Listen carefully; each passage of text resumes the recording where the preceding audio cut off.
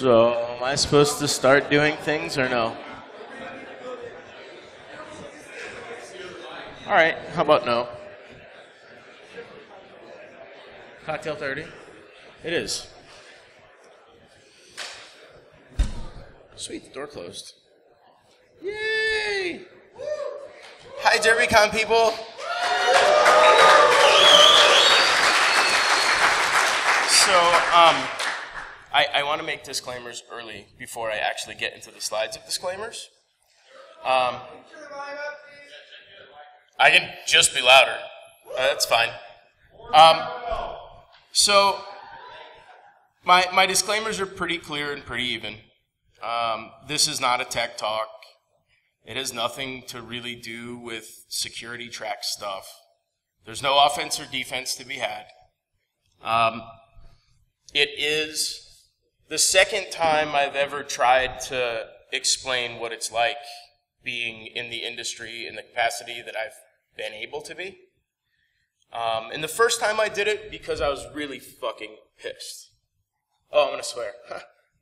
But I was really pissed off. And I went to go give my talk the next day and I was like shaking because I was so pissed, and I just deleted my whole slide deck, went to trash, rage quit, deleted it, and just made something.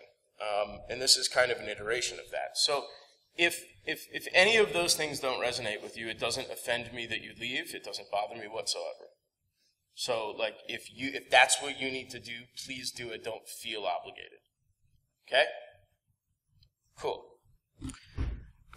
Before I start any of this, I fucking love this conference. I do. I love it. And if you don't love it, I don't know what the hell your problem is. It's so awesome to be around such a highly emotionally connected industry of people that really give a shit about each other. That truly care. Y'all truly actually care about each other. And I know it's, I'm not going to homo up and admit it, but you do. That's why you're in the same fucking room together. Constantly right next to each other, cuddling while you're watching motherfuckers talk. But,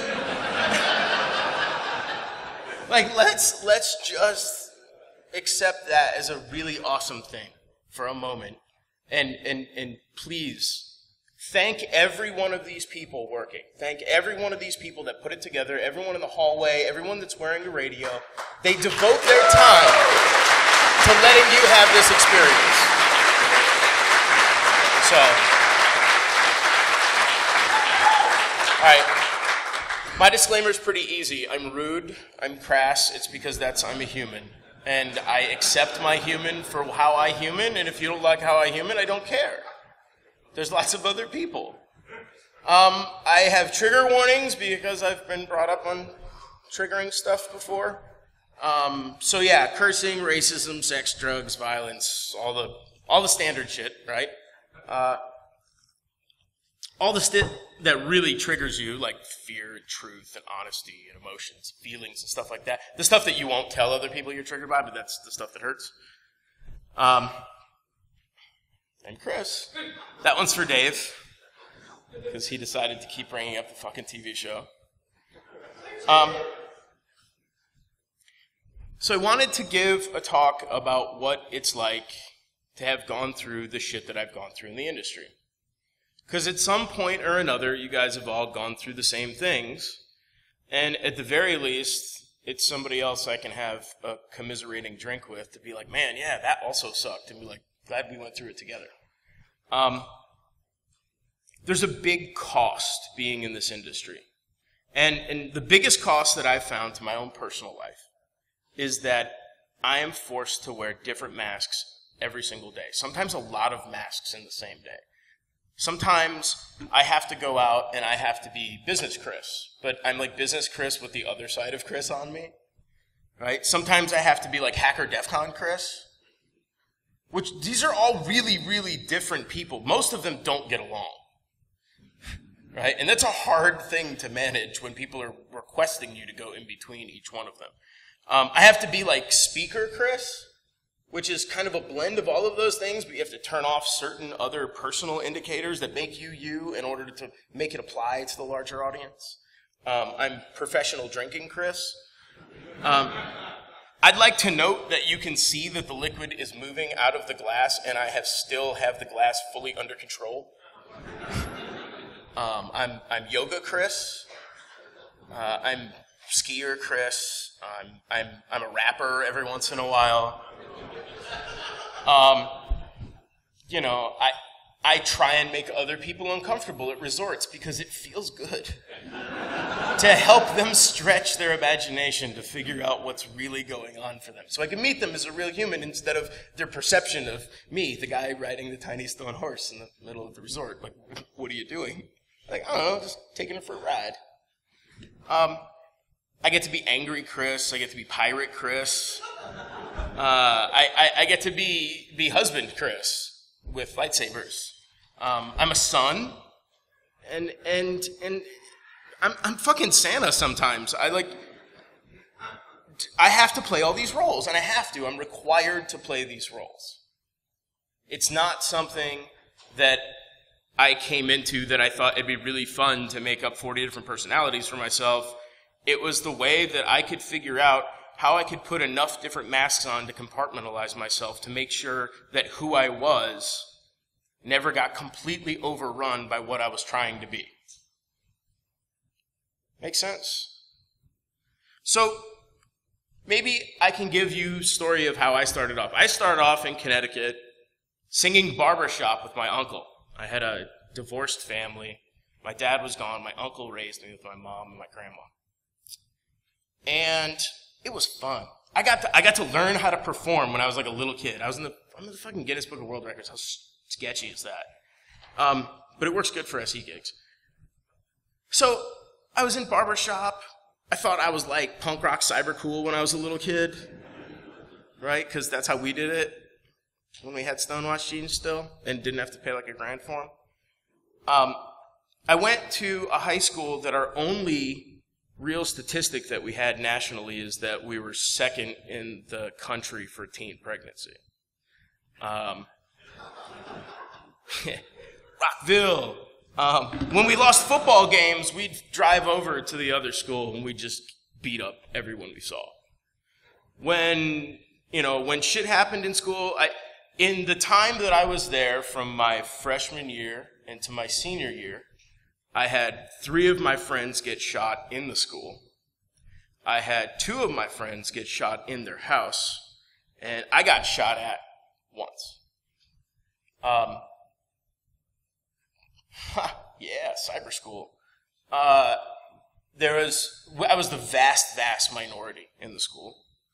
I got hospitalized twice because one was because I'm a fucking loudmouth, and after somebody proceeding to tell me how a particular gang was going to beat me up, I thought it was hilarious because they were called the Jungle Brothers, which are still a big giant gang. I'll probably get beat up after this. But I kept calling them the Jungle Bunnies because I thought it was funny. And it was funny when I was in the hospital for like 4 days after they beat me up.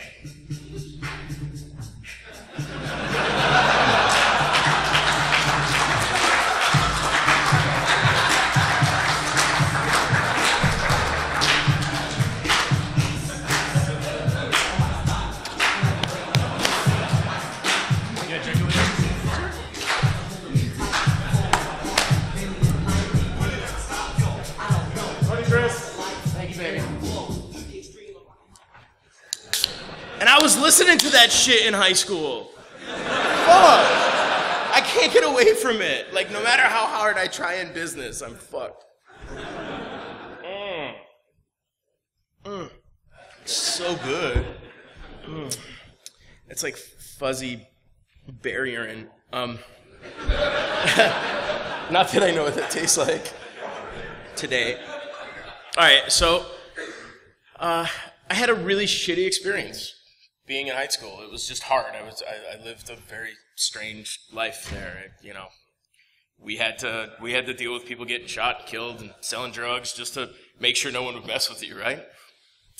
I left. After I left there, I went to Kansas City, And in Kansas City, I had to take on another life. Now I was coming from the East Coast, and from the East Coast, ended up backing down to going to Kansas. I was like, what's going to happen? You know, of course, I'm an idiot, right? I have no idea Kansas even has buildings. As far as I'm concerned, I'm like, fuck, I'm going to have to get a cow, I have to learn farming shit. And I had no idea that there was, like, legit cool places and stuff there. So, you know, I started meeting people there, ended up in a ska band that toured for a while, because I've played saxophone since I was a little kid. And at the same time, I started playing with all these bulletin boards, because it was really, really easy, because the neighborhood that I was living in Overland Park had all these green boxes everywhere, and it was Kansas, so like the cops didn't think you were doing anything sketchy. You're in Kansas. So that was great, because I was like, I had like a ditch witch, and I was trenching pears back into my house and running a bulletin board. My mom had no idea what the fuck was going on. I had to learn how siding applied to a house, because I was trying to pull telephone cables up in so that I could get another 14 modems into the bank so I could have more people on my BBS. And it was great, because, you know, none of those people cared. They didn't even pay attention to it until I left. And, you know, then they saw that there was just like shit all over one of the rooms, and I had re-drywalled another wall, and my mom was like, what did you do in the house? And, you know, it was as a byproduct of what I call the wedding honesty factor, where you're allowed to like get married and tell your parents the really horrible shit that you've done, and they have to like kind of absolve it, because you're like on to the next phase in your life. So I sat there and I told my mom all of this shit. She's just like, wait a second, you put up another wall of drywall. I'm like, yeah, all the modems were behind the wall. And she's like, what? You know, like, it was cool. Like my homies were always dialing in. So in that, you know, I went the kind of college route. Sort of didn't like that, because I was going to be in virology. I said, oh, hey, cool, I'm going to do this because my uncle has AIDS. And I can fix it. Like, it's not that hard. So I started looking at some stuff. I'd gone through a bunch of classes early, and pretty much posited to the people in the university, like, hey, I can take, like, an RNA protease inhibitor and be able to modify leukemia and use leukemia to make, like, the superpower white blood cells, because it's really good at overpowering the system, making white blood cells. I can treat the patient with steroids, this, and this, and we can make them battle all day long, and I can keep it under control. And he was like, that's fucking brilliant. You can never do that. Ever. And he told me to my face, which is what I heard, is your uncle's going to die, and you can do nothing about it. That fucked me up. I'm like, okay, so why can't I? And he's like, because the industry won't allow solutions. All right, fine. Drop the mic, done. I'm done with school, fuck it, I'm out. I can't pursue anything there that's going to interest me. And the whole time I'm still like running my BBS and talking to all these homies that I have in Defcon and everywhere else. And I'm like, oh, I'm going to do the computer thing. So I start at this company, Shook, and I'm doing some really fun stuff there, and I was coordinating trial sites, which is effectively like, you know, stringing up T1 lines so that lawyers can bang hookers and do coke and, like, make money. I wonder if they can actually sue me. I don't think they can. Yeah, we'll find out. Yeah, the story at 11.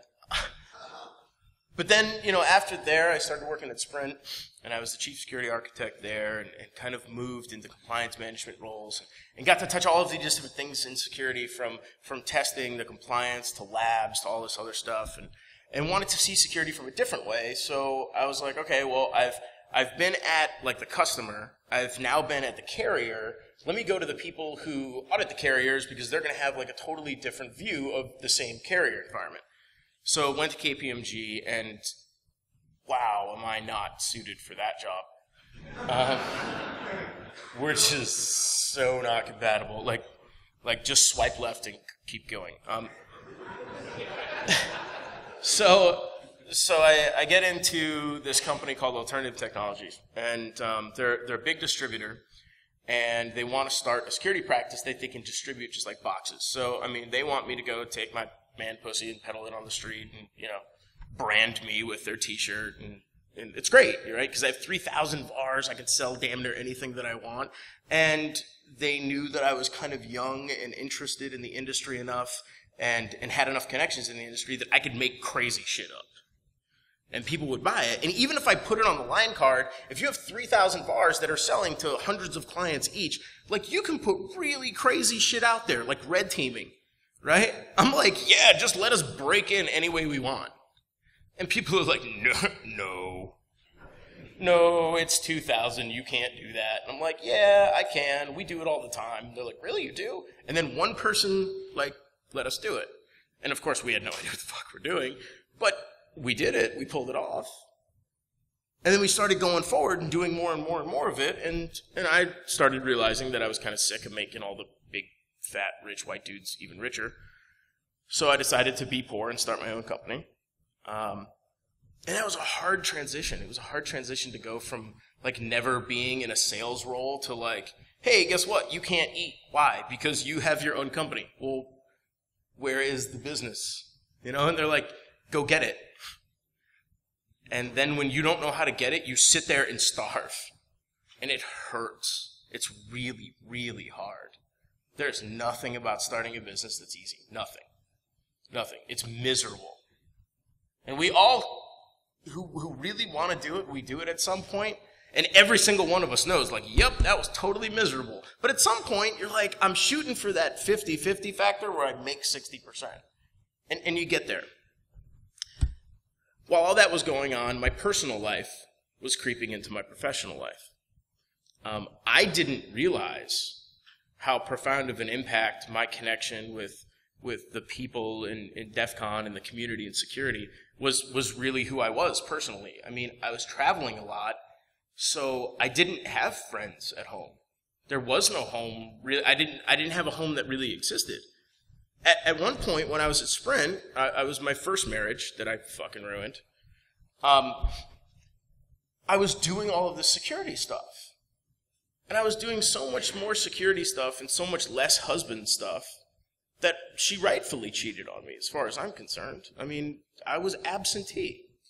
And it was so hard because I had no delineation between work and personal and fun and home life anymore. It was 24 hours a day, I did the same thing. Then I get a ton of smoke blown in my ass because they make a fucking TV show about us. Right? So now, to add insult to injury or gas on the goddamn fire, now people are putting us on TV for the poor behavior that I've been going through of never separating anything in my life. And then we get a podcast, and people are, obviously wildly interested in that. I start having my famous friends making jokes that are really funny.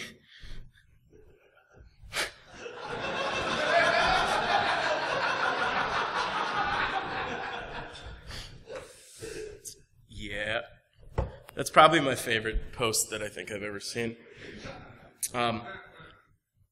And some of those things kind of flip a switch in me and go, all right, you have to do something. And unfortunately, now I know better, but at the time, I go, what am I going to do? Well, I have to give back to the people that have gotten me here, which is all of you guys. So, okay, I'm going to start doing things with conferences and trying to make shit free and trying to get people together to share information like we used to. And then I'm going to go out and I'm going to go give talks to other groups of people that I know I would probably never be able to get in front of, but I've got just enough moxie and, like, I dress up nice enough when I really have to that, like, I can pass for somebody who's legit to expose to them. And then I start going to other friends of mine and I'm like, hey, what can we all do collectively to make it better, right? I'm trying to absolve my own sins by my charity to the industry. And I have a feeling that some of us in here have done that a lot.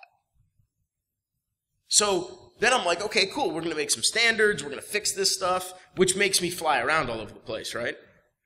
So at one point, in the last couple of years, I was averaging like 270 to 290,000 miles a year. That's a shitload of flying. If you don't fly, it's a lot.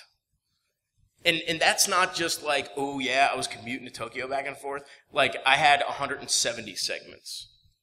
That's how you know if you're a real flyer, when you count it in segments and not miles. You're like, yeah, what's up? I did 45,000 miles, 300 segments. Like, what? Like, how do you do that? Kansas City, St. Louis, you know. But somehow, all of this totally wrong shit I was doing in my life put me to a point where people are like, oh, you're a rock star. You fly around and do all these things all the time. And I'm like, fuck, no, I'm not. I'm like, you don't understand what's going on behind the curtain. So I figured the best I could do as acknowledgement for what I've been given from every one of you and from the industry is to say, here's what it's like behind my curtain.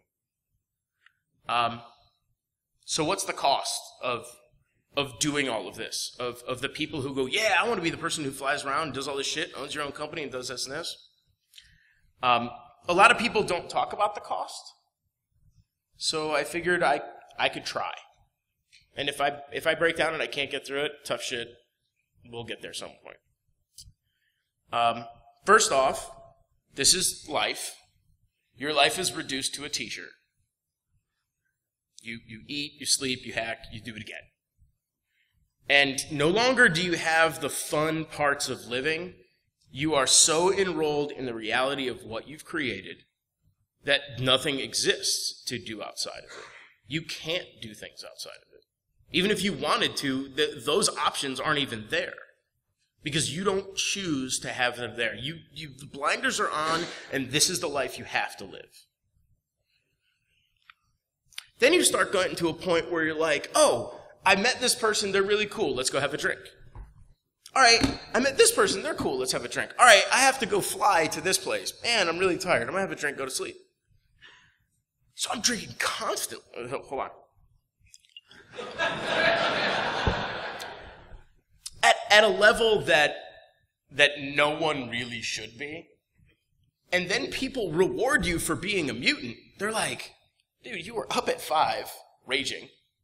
It's 6:30, and you're helping people move boxes to get ready for talks. And they're like, yeah. They're like, you're crazy. And it never really resonates to you that you're actually crazy, even though so many people tell you that. You start getting old, and you start getting more tired, which then leads to doing other shit to stay awake.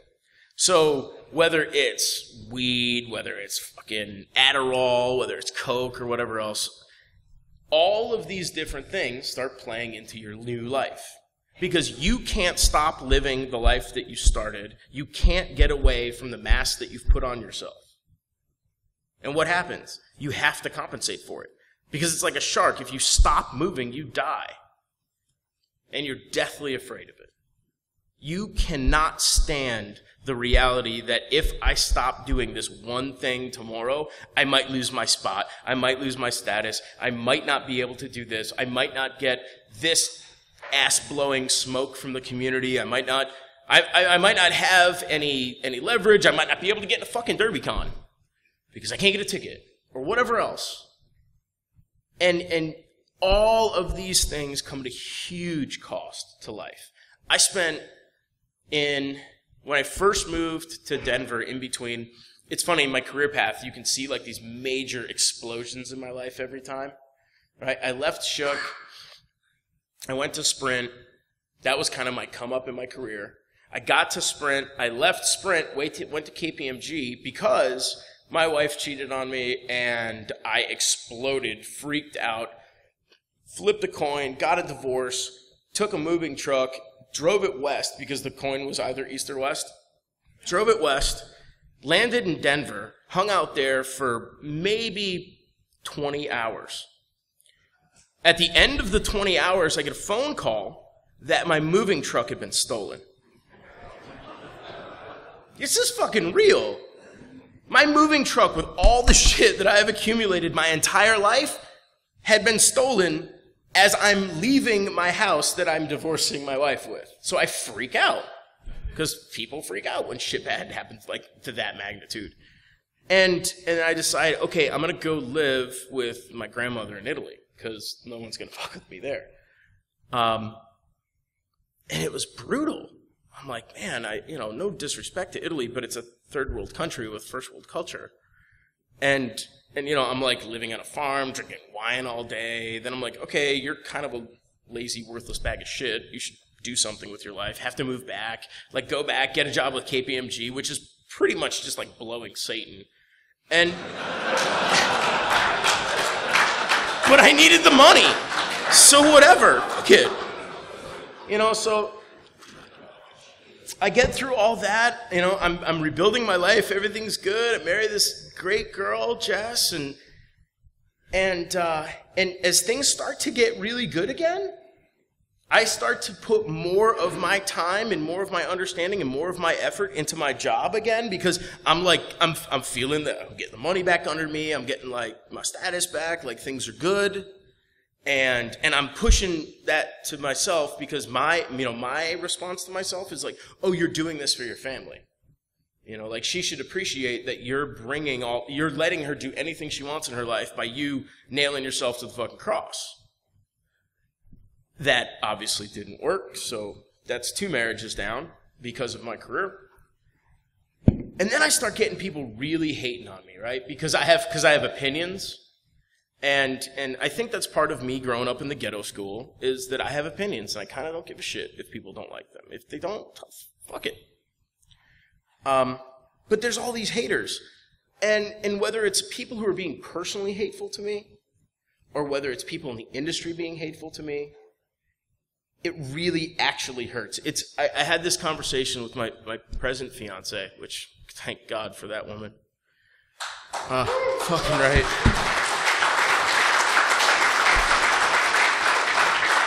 I will explain. She literally saved my life, but I had a conversation with her about racism and how when people say Americans are this, this, and this, it's kind of excused because we're Americans. And I'm like, that's fucked up. If you said it about any other person in any other country, you'd be racist. But if you say it about an American, you're just like, oh, well, they're Americans. Fucking, they got it. And it hurts. And the same thing hurts with people in our industry. You have people printing magazine articles about you, and they started off with Chris Dickerson is your worst nightmare. That's not shit that my mom's proud of. That's not the type of thing that I go home to mom and I'm like, yeah, look at this. People fucking hate me. Like, that's terrible. And they don't get that because they want people to connect to this fucking FUD. They want people to connect to this image that we put up instead of who we really are and what we really do for a living.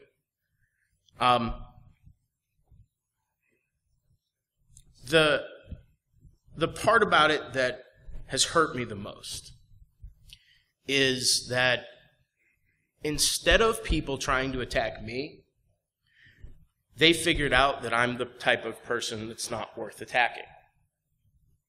Because my skin is really thick.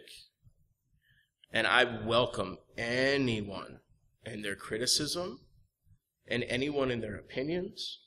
And I'm more than happy to take them and shove them directly up your ass if you bring them too close to me. I'm happy with that. I'm good with it. I'm the first person, and many of my really close friends will tell you, that be like, oh yeah, jail is cool. I could sleep nice. I don't have to computer tonight. But when the motherfuckers start attacking my fiance and my wife, that's when it really hurts. Because they know that's my point that's vulnerable. So, because of my place in the industry, or whoever hates me, or why ever they hate me, they decided to go after Amanda, who's my fiance. This is a Canadian girl who has no online life, who doesn't computer because she doesn't fucking have to, because she owns part of an oil company. And as soon as they started making all these fake profiles about her, and putting up all this bullshit about her, and tweeting the police, and putting up reviews on her business, and all this other stuff, because of that, her relationship with me was the most toxic thing she had ever come encounter with.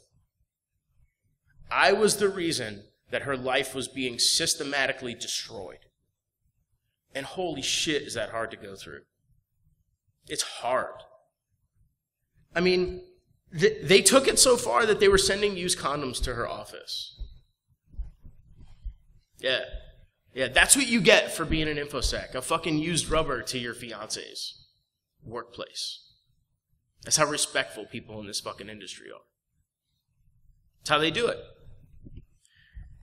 And it was so hard for me to go through that stuff, but at the same time, the fact that she is such a saint and said, nope, I'm down to ride.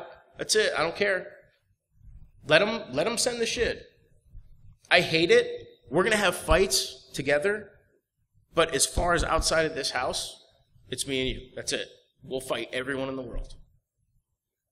And so, even though it was raining, put the umbrella on and put some goggles on, you get through it. But the reason I bring that stuff up is because you have to look forward to that. Once you start getting to a point where you're choosing this profession over your life, you're going to have to realize that at some point, the profession is going to come after you. It's going to. It does it to everybody. So, what can I give back around the lessons that I've learned? The stopping drinking is probably not one of them. So, in the lessons that I've learned, hard work beats talent when talent doesn't work hard. If you're pissed about your level of success, work harder. If you're not succeeding and you think you deserve it, you're probably just fucking lazy. And I had to learn that the hard way. I have to learn that constantly every day. When I look at my family and I say, is my family working right now? Or is my company working right now? It is not about all of the external forces. It's not about the people that are emailing stuff or sending condoms or making fake profiles or trolling me or whatever else. It's about how focused am I and am I working? Am I really actually doing it? And if I'm not, what do I do to change it? Failure is a badge of honor. If you don't fail, you have never, ever, ever tried hard enough. You have to fail to learn. And that's something that I think people in our industry take for granted in such a profound way, is that everybody pretends that they've never failed. Right?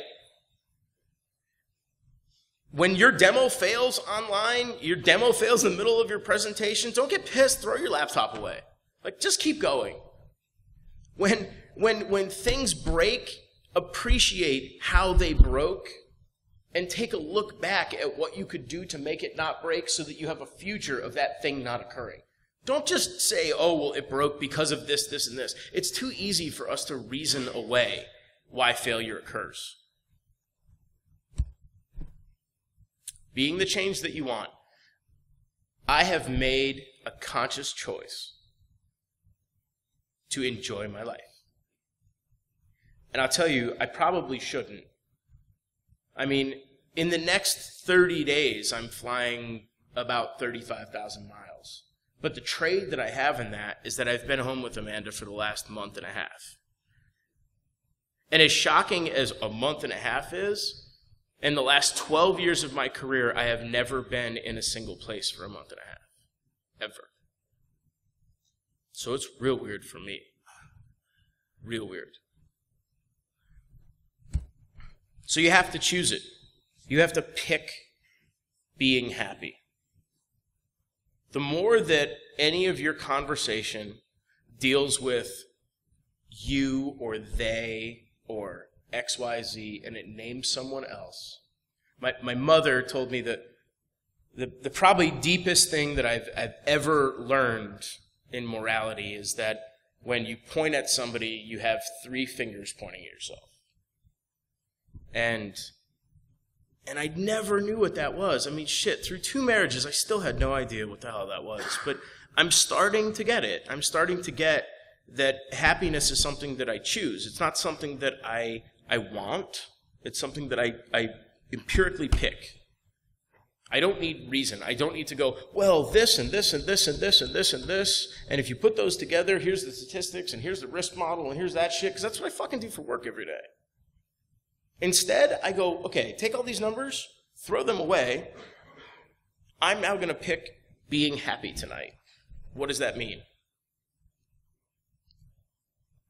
That's a hard skill. That's way harder than Metasploit. Like, way harder.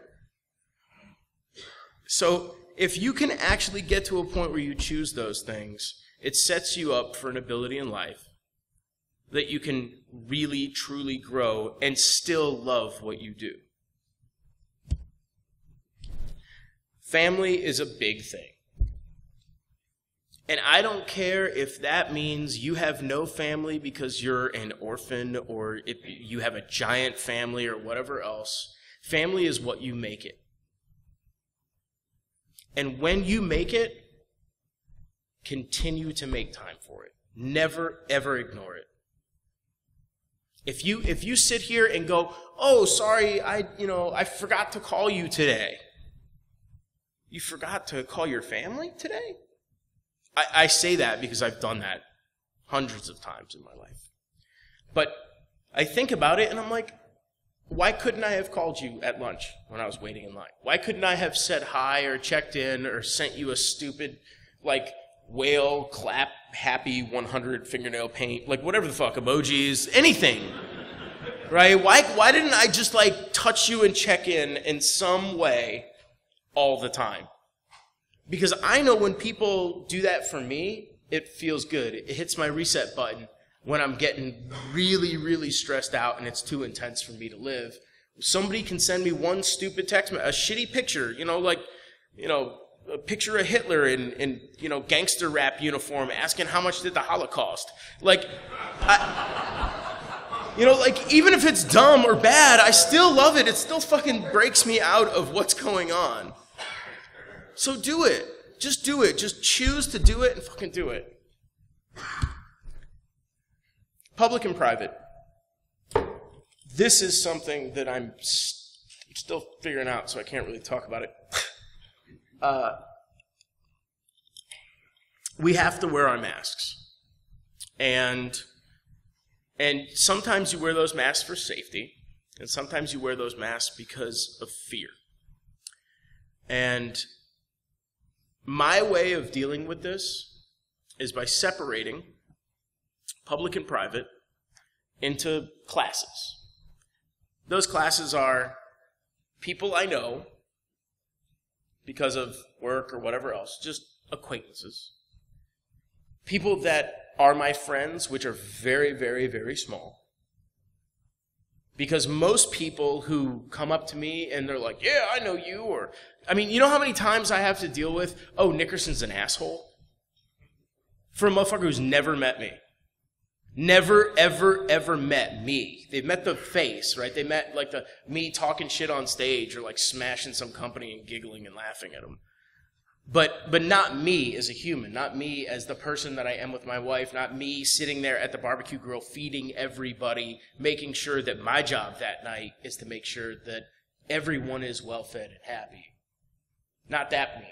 They meet the, oh, well, you're on stage and you said you can break into anything. Well, yeah, that's because everybody fucking sucks. It's not because I'm good. But separate some of those things and really truly pick who and why and where you interact with them. Try and take a moment while you guys are here, because this is the biggest problem at conferences that's really hard to deal with, and it's the hardest to deal with for me. Try and take the stance that you're not going to have an interaction with somebody that's not meaningful. And if you're going to sit and talk to someone else and have the, oh, hey, what's up, buddy, 30-second thing, the ability to give them 1 minute, if you can't go past that 1 minute, look them in the face and tell them, I cannot have a meaningful conversation with you right now, but I want to. Because at least they'll understand that you mean that much to them. Oh, I'm going to get fucked later, but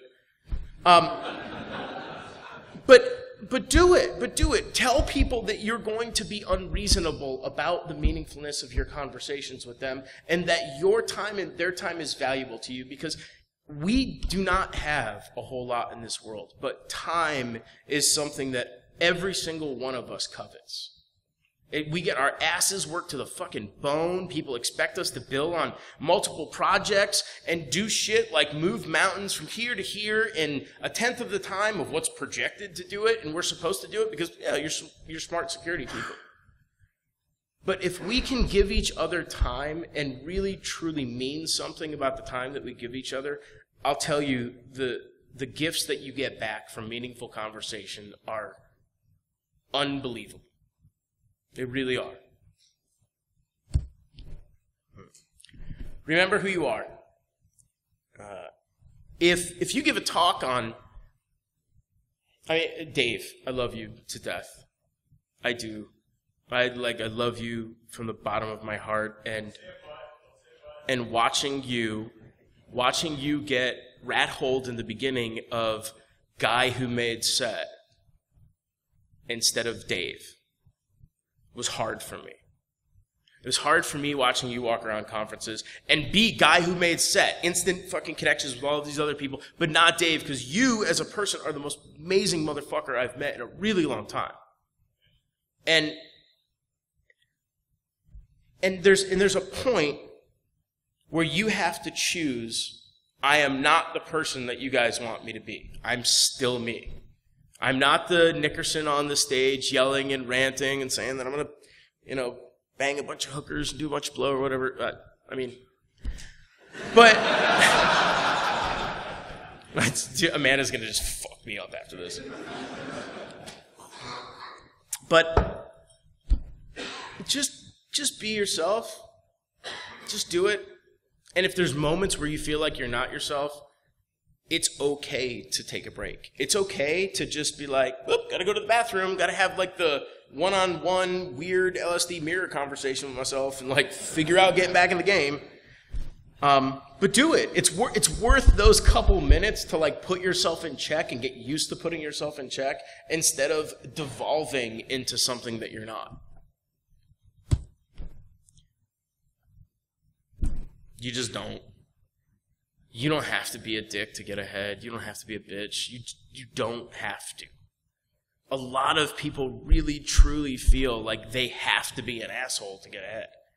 And the shit part is that our industry really supports the people being assholes instead of, as a community, taking care of that and by being like, oh, hey, if you're an asshole, you kind of can't hang out with us. We're like, oh, you're an asshole. That's funny. It's not funny at all. I'm trolling somebody. No, you're hurting them. If you were walking up to people punching them, and it had the same level of impact, I have a feeling that y'all would step in and be like, yo, don't punch people, it's Derbycon. But you let them troll somebody? Oh, well, it was in good fun. Well, I don't know, look at their face. They don't look fucking happy. So we need some awareness around that. We need to make sure that we take care of our own. And doing that, the foundation of that is don't be a dick. Don't be an asshole. You don't have to be. Bosses and leaders, I love that graphic. I love it. I just love it. If you sit on top of the stone and bark orders at people, you're the problem.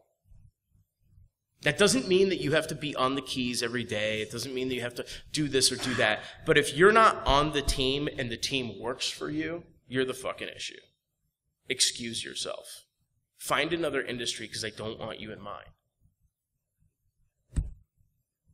We discussed that. It's just funny.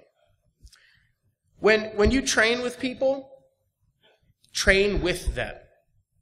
Don't tell somebody how to do it and wait for a result. Train with them. If you know how to do it, walk them through the steps. Even if you don't know how to do it and you can get them to a point, walk them up into that point and let the expression of you being two people together be something meaningful. Don't just go, hey, do this, and then walk away. Because your time doesn't mean anything then. And I want us to have those meaningful interactions. Educate, don't judge.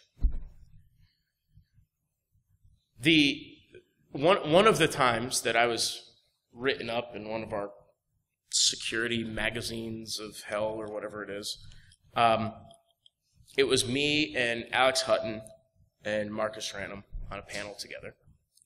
And there was a lady that stood up and was pandering to the audience. And she was like, well, we wouldn't have any of these problems if it wasn't for the users. And everybody's like, woo, yeah. And they're like clapping.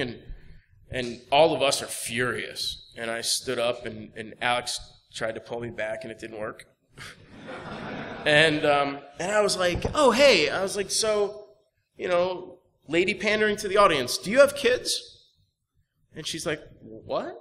And I was like, kids, do you have them? Children, the little things that come out of you. And she's like, yeah. I'm like, oh, okay. I'm like, when your kids were little and they didn't know how to speak, did you look at them and be like, haha, you stupid fuck, you don't know anything. You're an idiot. Like, fuck out of here. Like, is that how you treated your kids? And she's just like,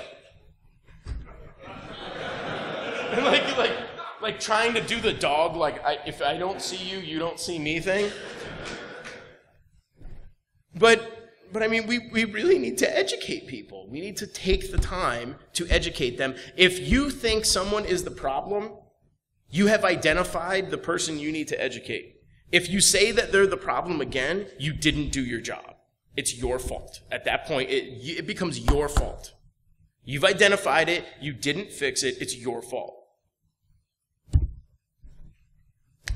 Asking for help is not failing at all. I learned almost everything that I've ever learned in this profession by going to conferences and meeting people, because every single fucking one of you people is a peer of mine. And I know I have a wealth of knowledge to learn from every single one of you. There is no one in here that I can't fundamentally change my life with the knowledge that they have. And until we start accepting that and getting off our, giant riding dildo or whatever the hell that people ride on stage, we're not going to progress. We're going to just sit there and just be better than everybody, and it's bullshit. You're not. I mean, I know homeless people that are much smarter than all of you. Doesn't mean a damn thing. Unless we learn from them. The partying and conferencing, just keep it under control.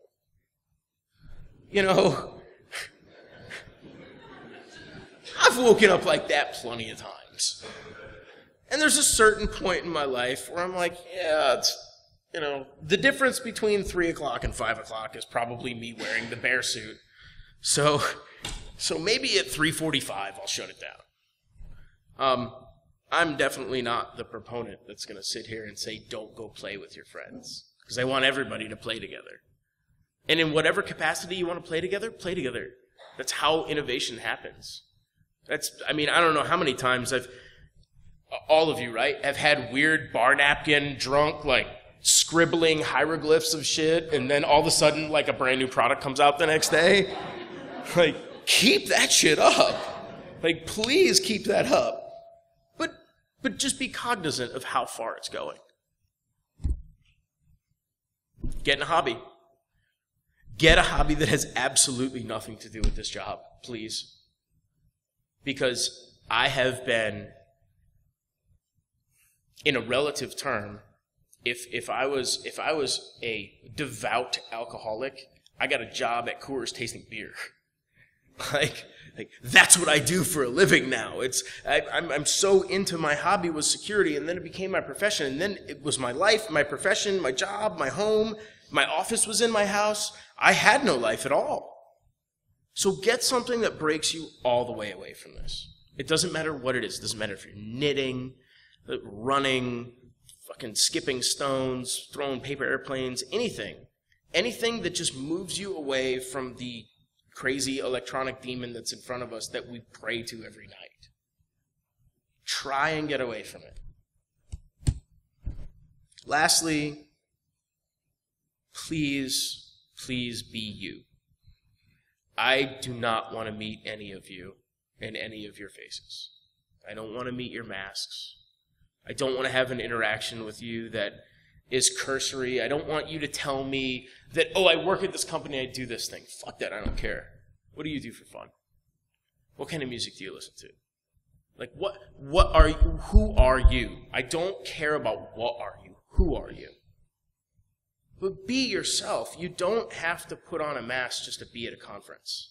And I know a lot of us feel like we have to, right? Because you have to put on the, like, I'm at the conference mask, and then we're all the same. And then because we have, like, you know, a lot of us have some agoraphobic, weird social problems, that's our best way to have, like, some type of cogent sameness where we can, like, connect to somebody else. You can throw that shit out because the other person's just as awkward as you are. Finally, just go easy. We don't have to run at the pace that we do. I've had the unfortunate displeasure of watching a number of my friends die because of this industry. And it kicks my ass every time I think about it. And I don't want to see an empty seat in this fucking room next year because somebody didn't pay attention. That's it. Thank you.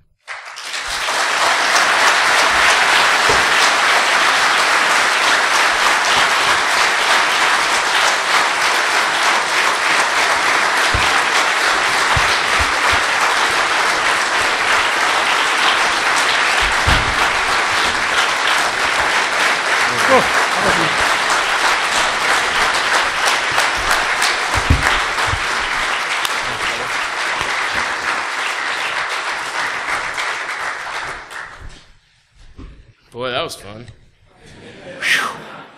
Whew. All right, let's go drink. Oh, sorry.